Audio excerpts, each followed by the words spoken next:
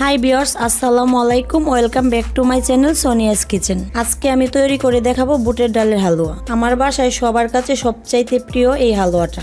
এটি তৈরি করা খুবই সহজ, রেসিপিটা খুবই সহজভাবে উপস্থাপন করার চেষ্টা করব। চলুন ভিউয়ার্স চলে যাচ্ছি তাহলে মূল রেসিপিতে। এরকম আরো নতুন নতুন রেসিপি পেতে আমার ছোট্ট চ্যানেলটিকে সাবস্ক্রাইব করার অনুরোধ রইল।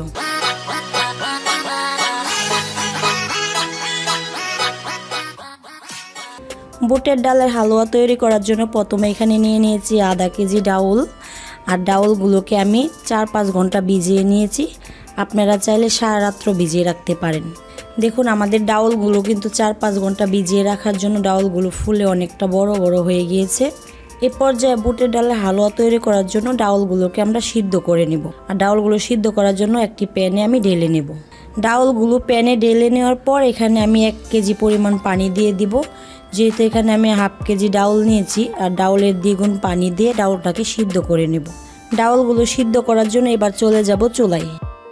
চলে এসেছি আমরা চুলায়, আর চুলার আঁচটা মিডিয়াম টু লোতে রেখে আমরা ডাউলগুলো সিদ্ধ করে নেব।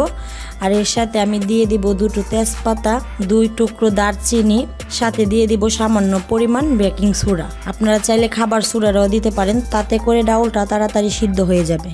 বেকিং সোডাটা দেওয়ার পর একটু নাড়িয়ে চাড়িয়ে ঢাকনা দিয়ে অপেক্ষা করব ডাউলগুলো ভালোভাবে সিদ্ধ হওয়ার আগ পর্যন্ত। প্রায় 15-20 মিনিট সিদ্ধ করার পর আমাদের ডাউলগুলো কিন্তু একেবারে সিদ্ধ হয়ে গিয়েছে। আমি আপনাদেরকে দেখিয়ে দিচ্ছি কিরকম সিদ্ধ হয়েছে। দেখুন আমাদের ডাউলগুলো কিন্তু একেবারে ভেঙে যাচ্ছে। এ পর্যায়ে আমি এর থেকে তেজপাতা আর দারচিনিগুলো উঠিয়ে ফেলে দেব। যেহেতু ডালে একটু পানি আছে, এই পানিটা শুকানোর জন্য আমি আরো কিছুক্ষণ এটাকে জাল করে নেব। ডাউলের পানিটা প্রায় শুকিয়ে গিয়েছে। এ পর্যায়ে আমি ডাউলটাকে উঠিয়ে ব্লেন্ড করে নেব। আপনারা চাইলে এটা পাটাতে বেটেও নিতে পারেন। আর বেটে নেওয়ার সময় অবশ্যই খেয়াল রাখবেন যাতে ডাউলে কোনো রকম পানি না থাকে। আমাদের ডাউলগুলো ব্লেন্ড করা হয়ে গিয়েছে। হালুয়ার জন্য পুরোপুরিভাবে ডাউলটাকে ব্লেন্ড করে নিয়েছি। এ পর্যায়ে আমি চলে যাব মূল রান্নার জন্য চুলায়। চলে এসেছি আমরা চুলায়, আর চুলায় একটি প্যান বসিয়ে এতে আমি দিয়ে দিব হাফ কাপ পরিমাণ ঘি। যেহেতু আমি এখানে হাফ কেজি ডাউল নিয়েছি এজন্য আমি হাফ কাপ পরিমাণ ঘি দিয়ে দিয়েছি। আপনারা চাইলে ঘিয়ের পরিমাণটা বাড়াতে কিংবা কমাতে পারেন। আর আপনারা চাইলে সয়াবিন তেল দিয়েও এই হালুয়াটা তৈরি করতে পারেন, তবে ঘি দিয়ে করলে বেশি ভালো হয়, কারণ ঘিয়ের ফ্লেভারটা হালুয়াটাকে আরো টেস্টি করে তোলে। ঘিটা সামান্য পরিমাণ গরম করে নিয়েছি। ঘিটা কিন্তু খুব বেশি গরম করা যাবে না, তাহলে ঘিয়ের ফ্লেভারটা নষ্ট হয়ে যাবে। এ পর্যায়ে এর সাথে অ্যাড করে দিব ব্লেন্ড করে রাখা ডাউলগুলো।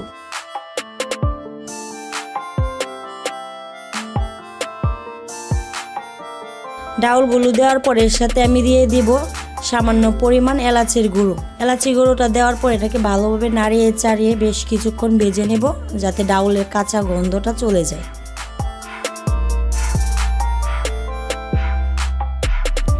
বেশ কিছুক্ষণ ডাউলটাকে নাড়িয়ে চাড়িয়ে ভেজে নেওয়ার পর ডাউল থেকে কিন্তু খুব সুন্দর একটা ফ্লেভার বের হয়েছে। এ পর্যায়ে এর সাথে অ্যাড করে দেব আমি চিনি। যেহেতু চিনি থেকে পানি উঠে সেজন্য আমরা চিনিটাকে 2 বা 3 ধাপে দিয়ে দেব। চিনিটা দেওয়ার পর আবারও ভালোভাবে নাড়িয়ে চাড়িয়ে মিশিয়ে নেব। আর খেয়াল করে দেখবেন ওই সময়টা কিন্তু হালুয়াটা অনেকটা পাতলা হয়ে যায়, এতে ঘাবড়ানোর কিছু নেই। বেশ কিছুক্ষণ জাল করে নেওয়ার পর হালুয়াটা কিন্তু আবারও আগের মতো শক্ত হয়ে যাবে। আমি এখানে প্রায় 200 গ্রামের মতো চিনি দিয়ে দিয়েছি। আপনারা যে যেরকম মিষ্টি খান ওই মিষ্টি অনুযায়ী চিনিটা ইউজ করতে পারেন। আর মিষ্টির ব্যালেন্সটা ঠিক রাখার জন্য এর সাথে আমি সামান্য 1 চিমটি লবণ দিয়ে দেব। লবণ দেওয়ার পর আবারও চিনি আর লবণটাকে একেবারে ভালোভাবে নাড়িয়ে চাড়িয়ে মিশিয়ে নেব।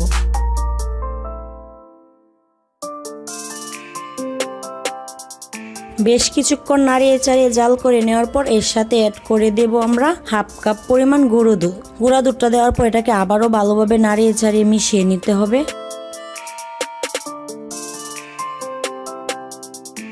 দুধটা দেওয়ার পর এটাকে ভালোভাবে নাড়িয়ে চাড়িয়ে মিশিয়ে নিতে হবে। দেখুন আমি কিন্তু একদম স্মুথভাবে মিশিয়ে নিয়েছি। খেয়াল রাখতে হবে যাতে দুধটা দলা পাকিয়ে না থাকে।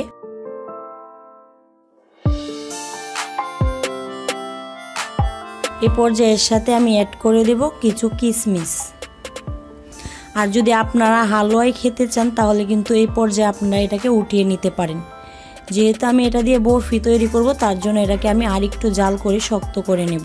বেশ কিছুক্ষণ জাল করে নেওয়ার পর বরফির জন্য আমাদের হালুয়াটা পুরোপুরি রেডি হয়ে গিয়েছে। দেখুন আমাদের হালুয়াটা কিন্তু প্যানের গায়ে লেগে যাচ্ছে না, একদম প্যানের গায়ে থেকে উঠে যাচ্ছে। এ পর্যায়ে আমরা চুলাটা অফ করে এটাকে নামিয়ে নেব। বরফি শেপে হালুয়াটা কাটার জন্য প্রথমে আমরা একটা ট্রেতে কিছুটা ঘি মেখে নিচ্ছি।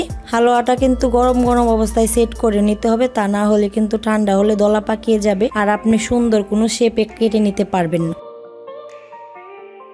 এরকম একটা হাতুলের সাহায্যে এটাকে ভালোভাবে সেট করে নিতে হবে।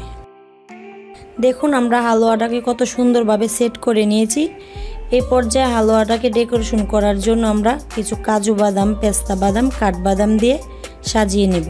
আর অবশ্যই হালুয়াটা গরম থাকা অবস্থায় কাজু বাদাম, পেস্তা বাদামগুলো দিতে হবে। বাদামগুলোকে অবশ্যই হাতে অথবা একটি চামচের সাহায্যে চাপিয়ে দিতে হবে।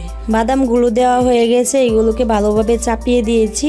এই পর্যায়ে এটাকে ঠান্ডা হওয়ার জন্য আমরা 20 থেকে 25 মিনিট রেখে দেব। 20-25 মিনিট রাখার পর আমাদের হালুয়াটা কিন্তু ঠান্ডা হয়ে একেবারে সেট হয়ে গিয়েছে।